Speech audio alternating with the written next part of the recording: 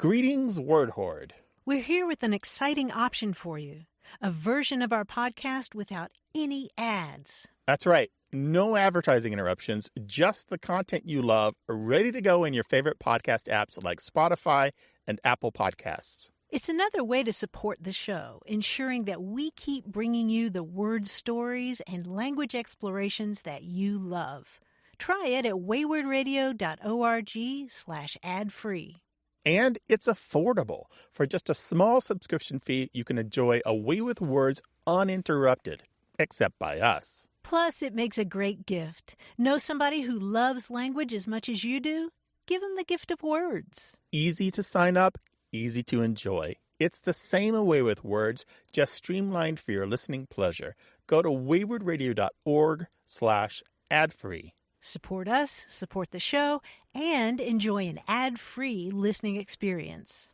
waywardradio.org/ad-free. Thank you.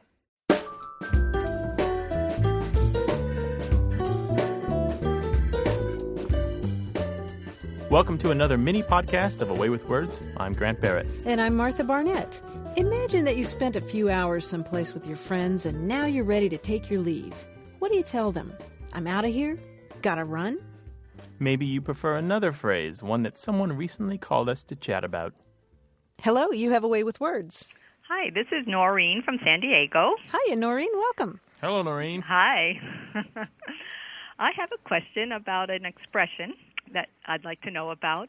I was a Girl Scout leader working a Girl Scout cookie site sale in front of a Starbucks, and the leader went in to buy some drinks and handed me the money. And I turned to the other Girl Scout that was standing there and said, kind of being funny, like, we've got the money now, let's split. And she just cracked up laughing. Did you? And said how funny I was, and et cetera. And I said, well, if you think that's funny, how about let's blow this pop stand? She just about rolled on the ground, laughing hysterically. And I thought, this girl's got to get out more often. But when Did you abscond with the money? No, we did not. But when the leader came out, I said what had happened.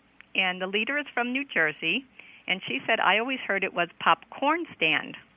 I'm from New York, Long Island, and I've never heard that before until I went to Ohio, and my brother-in-law said pop stand.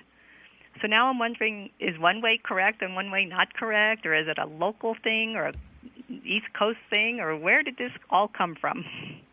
Well, I'll tell you, the digging I've done on this, because this has come up before, is kind of curious. In 1973, it suddenly appears, and before that, I find nothing.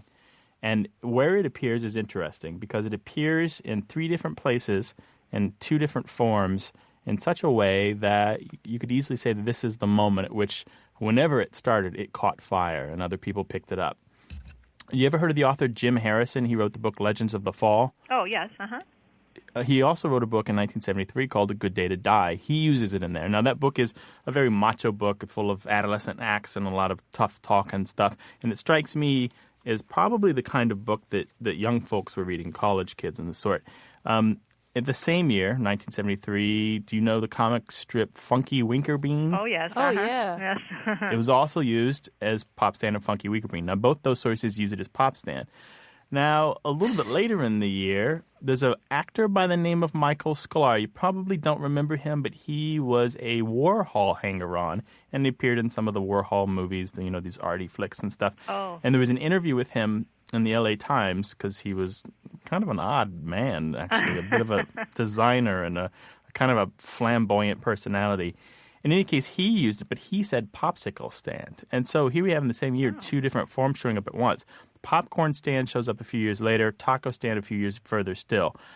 I haven't been able to get to the bottom of this, Noreen, but I suspect that there was something, a television show or a movie of the period, that used some form of this, and that's how it caught on. It is possible that Jim Harrison's novel was the source, so that everyone was reading his book, but it wasn't on the top 10 bestseller list for 1973. It did get widely reviewed in a lot of newspapers, which strikes me as indicating that people cared about the book, but I don't know. You know, I would have thought that it was much older than that. Well, I don't know. What do you think, Noreen? I would have guessed that it was some kind of 1920s kind of college slang or something. I don't know why. I keep picturing people in raccoon coats and let's blow this pop stand. Well, the year I first heard it would have been 1978, and my brother-in-law would have been in high school. Very interesting. And he was the one from Ohio. Yes. Well, one interesting part of this worth talking about is you said blow the pop stand, right? Let's blow this pop stand, yes. Right.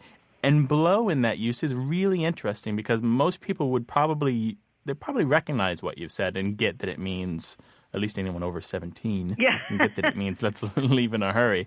But a lot of people would know probably blow this joint, let's blow this joint, let's get out of here, right? Oh, but yes. Blow, meaning to leave in a rush or to leave in a hurry, actually dates back to the late 1800s. Oh, wow. So whatever place you're blowing, a joint, a pop stand, popsicle stand, popcorn stand, or taco stand, we've been blowing it for, more than 100 years. All right. Cool. So in other words, nobody was incorrect. All of those versions have been floating around. It's just that the younger generation apparently hasn't heard them yet. Exactly. I think you should do your best to popularize it, Maureen. I guess I will. Thank you for the answers. All right. Thank you. Bye-bye. Bye-bye. Well, now it's time for us to blow this pop stand or taco stand or whatever you want to call it. But you can still call us anytime at 1-877-929-9673. Or write to us. The address is words@waywardradio.org. And stop by to speak your mind on the discussion forum of our website. That's waywardradio.org. Thanks again for listening to A Way with Words. Peace out.